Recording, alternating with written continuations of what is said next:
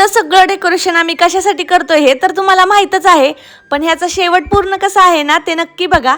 त्यानंतर आज सकाळी सकाळीच आईस्क्रीमवाला दारामध्ये आला होता आणि जेव्हा पण आम्ही गावी असतो ना त्यावेळेला सतत हे आमचं हेच चालू असतं। आणि इकडे आमच्या पिलुडीला तर आहे ना भूतच बनवून टाकलं होतं तिच्या आत्तूनी। दुपारच्या वेळेला सगळे निवांत बसले होते तर म्हटलं चला त्यामध्येच आपण थोडासा थंडावा त्यांना देऊया म्हणून कलिंगड इथं सगळ्यांसाठी चिरून घेऊन आले होते। आणि पिलूला ना सगळं आजकाल जे दिसतंय ते सगळं खायचंच असतं। इकडे काकाची तयारी चालू होती उद्याच्यासाठी, सगळ्या गोष्टी ते जमा करत होते आणि माझी तयारी चालू होती या डेकोरेशनची। तसं तर आमचं काहीच ठरलं नव्हतं की काय बनवायचे कसं बनवायचे, पण काही रेफरन्स व्हिडिओ घेऊन आम्ही तयारी केली। आणि मी इकडे पहिल्यांदा एकटीच करायला बसले, ड्रॉइंग वगैरे काढून घेतले। तोपर्यंत ना पिलूचे काका आणि पप्पा बाहेरून आले आणि ते सुद्धा मदतीला लागले।